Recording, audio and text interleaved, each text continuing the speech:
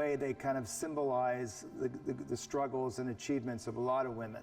A theater with heart, talent, and reach. Everybody has a common goal to make art that people want to come see and, you know, maybe learn something or see something they haven't seen before. Glass etching cuts to an artist's roots. As I started hearing them, liking the feeling of them enjoying the art, that's what kind of got me into liking that kind of style. And a master of funk gets his community moving. And she was like, "Who's Tupac?" And I was like, okay. So one of my goals is for them to learn the history of hip hop through dance. I'm Ernie Manous, and it's time to get arts in sight.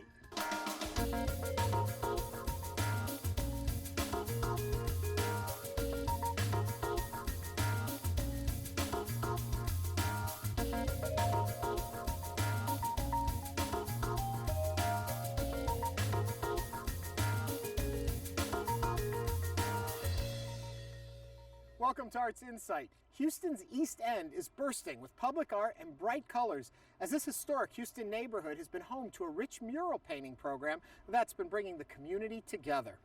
We'll give you a little tour later on as we visit these larger-than-life paintings throughout the show. But first, when photographer Timothy Greenfield-Sanders decided to take photo portraits of significant individuals, he didn't just want the pictures to talk to you. He wanted to give his subjects an opportunity to talk with you directly as well. Thus was born the List series. He's back at it again, and this time focusing on 15 amazing people who make up the Women's List. You have this blubbery male actor having a love scene with a 20-year-old, and you're like, for real? I had $5,000 in savings and an idea for Spanx and some cellulite, thank God. We should all be proud to be feminists. Men of quality are not threatened by a woman of equality. I wanted to find the 15 definitive women out of 150 million in America who would fit into this list. That was my goal.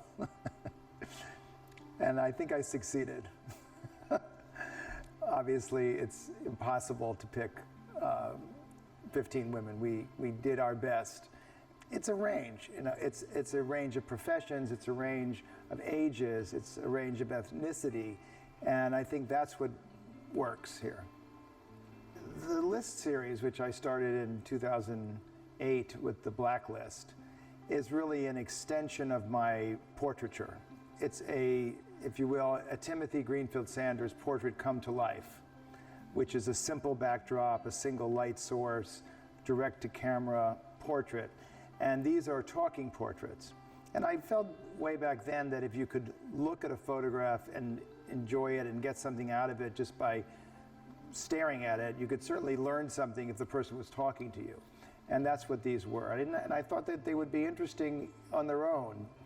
Here we are many years later with the Blacklist 1, 2, and 3, the Latino List 1 and 2, the Out List, the Boomer List, and now the Women's List. So a lot of interviews have been conducted, and I think this is an exceptional film.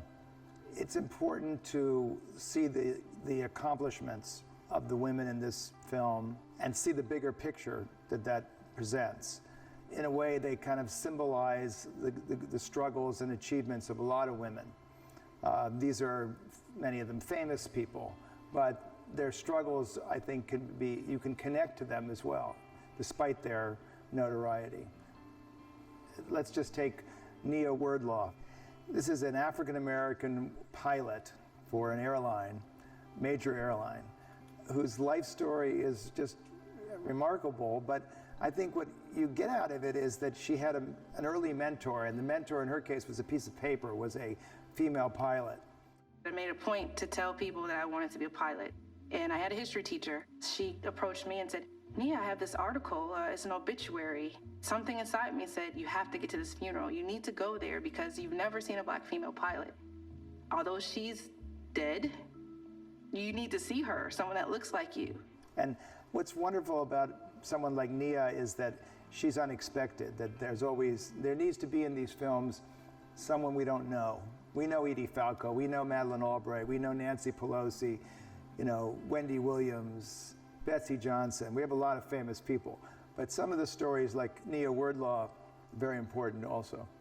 Amy Mullins is an athlete and a model, which at first seems like that's not so extraordinary, but she's also a double amputee and has won world records as an athlete, and also has used the fashion world as a way to talk about disability or her conditions and how she's overcome them. A spectacular presence in the film. You're never gonna be able to do this, you're not gonna be able to do that. I just knew they were wrong, and they were. I would determine what I was gonna do on these legs. I think that what's special about the List films is that they're an opportunity to really see the person in a context where he or she is not promoting something. They can open up, they can talk about things that they really never had a chance to talk about or no one asked them to talk about. That's what's so special here, and that's why these films are so entertaining as well.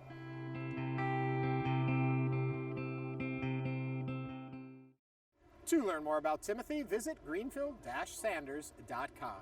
Okay, now, throughout the show, we've been visiting the colorful, artful murals that are popping up all over the East End in Houston, such as the one that's just being finished outside of Champburger.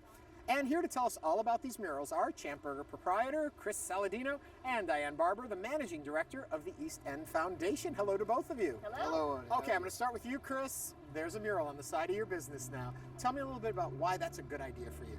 That mural was put up there to honor my father's legacy. He's been here over 50 years, and we think it's a nice addition to the neighborhood. Diane, when you start putting these up in communities, what do you find happens? The East End has a long tradition of mural making, stretching generations, and what happens as this mural is showing us, it's a way to record history and a way to bring people together and to remind them of their past and the great people that made the community, and I think it's great to see this on Champburger.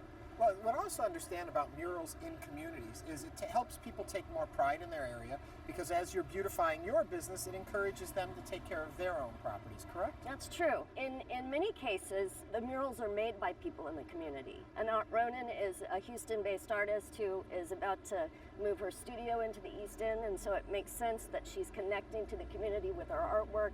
But many murals throughout the area here were created by artists who worked in collaboration with residents. Talking about that, Chris, especially with yours, it's not just a promotion of your business, it's a way to thank the community. That's right, and it's a tribute to my father. Yeah. You can see that it brings the community out, as you can see today. So we think it's all positive, all good. Yeah. Now, your people as a community are going to be celebrating these murals with a couple events coming up. Yeah, there are two mural festivals that are coming up later this fall. One is Meeting of Styles, which is an international mural event that kind of travels around the globe and is being organized by some street artists here in Houston. That will happen in late September. And then Gonzo 247 is organizing a homegrown mural festival called Houston Urban Experience, or HUE, and that will take place in mid-October. That's cool. Now, as you mentioned, Gonzo, what are some of the other artists that are represented in the community? Jesse Cifuentes is a very prolific mural artist in the East End. He's lived here for many years. He both does painted murals and mosaic murals, and I suspect that as you're driving around today, you might see some of his work. Mercedes Fernandez is another artist, and then more recently, Daniel Anguilou. And if people want to learn more about what's going on in the East End and the murals and all of that, where can they go? Our website is eastendhouston.com, and that is all things East End all the time. Thank you so much. Thank you. A pleasure. And congratulations for you and your dad. Thank you very much. Next, we're off to Albany, New York's Capitol Repertory Theater, a regional arts center putting on top-notch performances since opening over 3 decades ago. Throughout its history, this beautiful space has entertained and supported its community through a variety of programs. We check in on their latest musical project, Gypsy.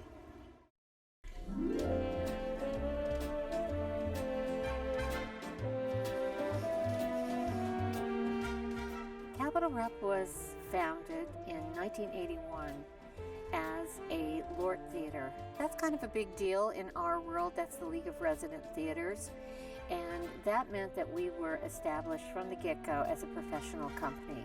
over 300 volunteers transform this old cash market here in downtown Albany into what today is Capitol Repertory Theater, where we produce 6 to 8 shows a year in more than 6,500 performances since the theater was founded all those many years ago. I think what's really important about being a regional theater is that you have to have a connection to the community you serve. And so being in Albany, what does that mean? We are urban. We have a very diverse population. The things that we do on our stage, we want to reflect that. The education programs that we do. I mean, one of our goals is to ensure that every student, before they graduate from high school, experiences live theater. So we provide a lot of programming out in the community as well as the things that we do on this stage. And that really, really makes us, I think, an important part of the fabric of what it is to be in New York State Capitol. Well, right now we're doing Gypsy, a musical fable. And, you know, this is one of the best musicals in the American canon of musical theater.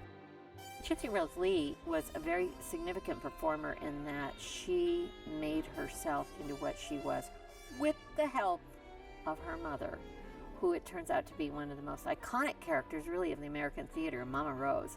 It's a big production here for our theater. We have a big cast, and our union contract allows us to have actors who have not yet come into the union be on our stage and earn points toward their union membership. I actually grew up north of here, Lake George, New York, and when I heard Gypsy, I spent my high school years playing the trumpet and thought it would be fun and gave it a go and came in and Maggie went for it. And I actually did the national tour of Gypsy, so I love the role that I play, and I was so excited to see it listed auditioning here. And Capitol Rep has such a fantastic reputation, so I was thrilled to come in and so excited to get the part. It's just one of those rare experiences where you get so many lovely people to be around, and they're incredibly talented. So there's just a wonderful energy to the whole thing, and holding everything to a really high professional standard. It was about a year ago. I did a show called Red, which was about the painter Rothko. It was a 2-person play. I played Rothko's assistant here in this theater. And it was an hour-and-a-half show, no intermission, straight through with 2 of us, where we talked about art and life, how art informs what you do, who you are, how you find who you are through art. The staff here is incredible. They really put their heart and souls into it, from the set, to the lights, to the sound. Everybody has a common goal, to make art that people want to come see and, you know, maybe learn something or see something they haven't seen before. That's what I found. I'm always really amazed when people participate in theater for the first time. It's a very, very collaborative process, but it ends up having a specific goal. You know, kids who participate in the arts and have that experience early, they might not go on to be an actor. They might not go on, you know, to be a stagehand, but they will have the experience of being on a creative team with an end goal in mind, and there's nothing like it. I really think that the power of live theater is about this collective experience that we can all have. And I really, really hope that everybody who watches this will walk out and go get a ticket to some theater somewhere where they live. To keep up on all that's going on over there in Albany, visit capitolrep.org. Now, if you thought glass etching was an antiquated art limited to commemorative plaques and trophies, you're in for a surprise.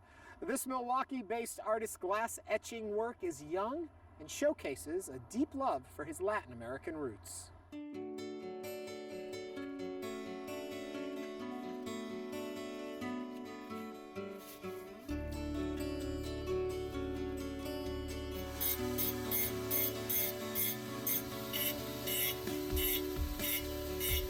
My name is Gerardo Pereda Rosas. I etch glass, and basically I could do glass tables, bottles, basically silver stuff, which is like could be metal or aluminum, stuff like that.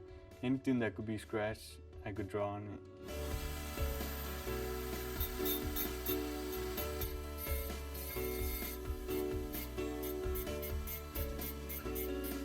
what I like to draw is Aztec heritage of the Aztec symbols, Aztec drawings, Aztec stones that they have seen and are in history.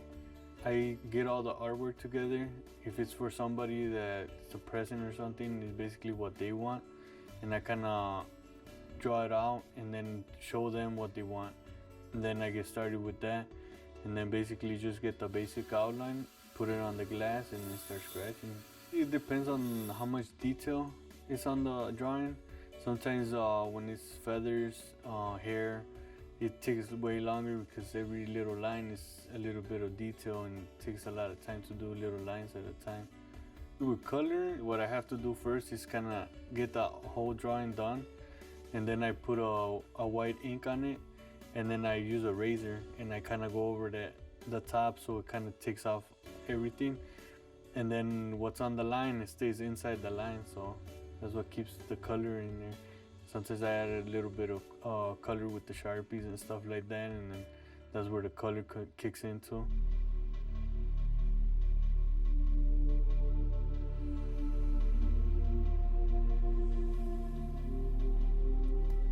I started since I was pretty young. When I was like around 15 years old, 14, 15 years old, I started doing sunglasses and stuff like that for my friends and stuff. And then it started from there. And then basically I had a friend, close friend, that he started doing, I would see his drawings that he would do on glass, on cars and stuff like that. And I started asking him about like how do you do it and stuff. And then he started just showing me how he does it. And basically I started doing it on the cars too, and then my friends' cars, and then I started doing it on glass tables.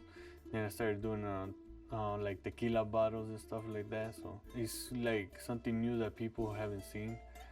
And I don't know, it's been around for a while, but here in Milwaukee we hardly see it. And I guess when I started doing it, I mean, everybody that started seeing my car, that I did the whole back windows and stuff like that, everybody started like, oh wow, you know, they started touching it and saying something good about it. So once I started hearing them liking it and the feeling of them enjoying the art, that's what kind of got me into liking that kind of style and how people like it and everything. So my favorite one is the Aztec calendar, which I have right here, and that's been my favorite.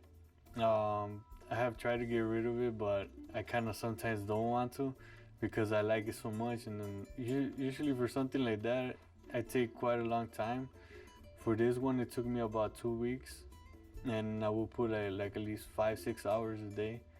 So it takes quite a while. I mean, all the detail, every line, everything put in the glass is kind of, you gotta take your time and, you know, put a lot of effort in it.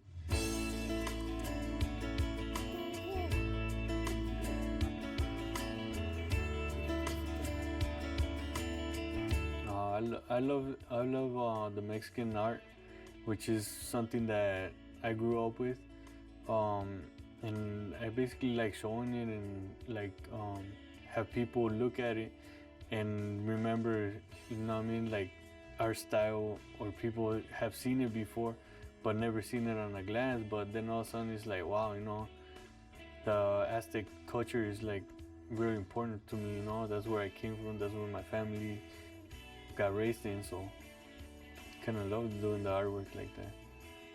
I don't know, I mean, what people feel is what they like, you know, and if it's from their culture, they kind of feel more good about it because they see it.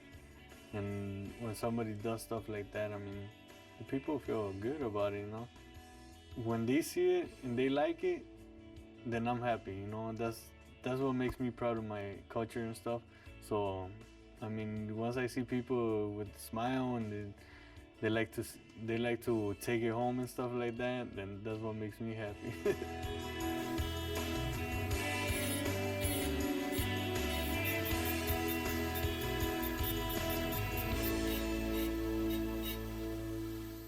And finally tonight, we meet the founder and director of the urban dance company, Live in Color, who's on a mission to further the development of funk dance in Miami. Let's see how this dancing machine is getting kids moving and inspiring a love for music. My name is Zedric Keith Bembry, founder and director of the group Live in Color. Live in Color is a diverse dance company, and also I branched out into teaching classes. So the thing was to further the development of the urban funk dance, to keep the kids in our neighborhoods and the communities, to give them places to perform. So we're trying to provide them with opportunities and jobs within Miami. A lot of us come from really nothing, and he'll take people off the street and help them learn things that they wouldn't have experienced living in the box that they were in. And I think that's amazing, to open up kids' eyes to a whole other thing. You get to travel, to meet professionals, you get to be in a professional working environment, and that's awesome for people who would have never seen it, to be dragged out of that and put into a whole new world. It's great. I've been doing this since high school, 89. So I have my company since. So I have nurtured dancers that's dancing for Shakira, Sierra, Missy, they left. So right now I'm just trying to basically make a new generation of kids. Because one of my students, I had a scarf on and I said, I look like Tupac, and she was like, who's Tupac? And I was like, okay. So one of my goals is for them to learn the history of hip hop through dance. And a lot of people, to me, they're taking the old soul and funk and they're using it, but they're not telling where it comes from. And the kids think it's new. No, it's not new. I could go in my house and take that record and show you that new song you think is new. They took that old song and it ran through the back. So this is why we're here now. So that's what I want to preserve. I grew up in a household with my father listening to James Brown and my aunts listening to Michael Jackson. And then when I came out, it was Curtis Blow and Sugar Hill. And I knew how to dance, and I wouldn't do it. But my mom was like, dance, dance. Like, no, not dance. So she made me dance. Zed is passionate about what he does. He's not somebody who's just teaching you something that he just learned. This has been his whole life since he was little. So he makes sure to pass on the knowledge that he has. And we're basically a family. He takes care of his own, and if you're here to learn, you learn as much as you can from him.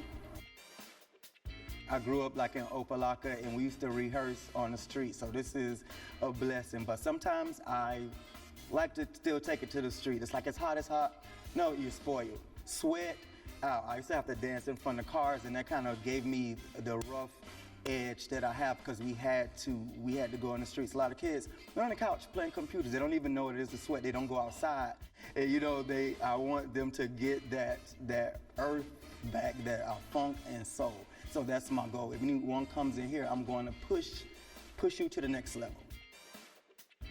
Lots of things I've done are attributed to Zed. I go places and I know how to conduct myself in an appropriate manner. Zed just teaches you so much that you can take other places. Where the music goes, I go, or whatever I feel, I take it. I don't put a limit on what it is. So urban funk is a variety of dances pushed in one, but the main part is the soul and the street is a platform. And a lot of people don't think hip hop is just one thing you do, it looks cool, you do, it looks cute, but it's really complicated. And he's taking the time to label what he does, break it down, and teach it to a whole nother generation of kids to pass on. It's awesome. You have an edge out on people who just learn steps, whereas we learn a feeling of movement.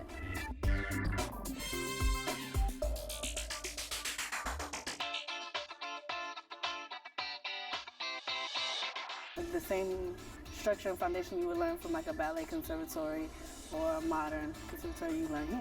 You might mess up, and as a choreographer and a dancer, I know that, so I'm different. So when I'm on the other side of the table, I put myself in their shoes. So that's why I'm coaching them, as well as how to audition for things as well, because I've did a lot of that.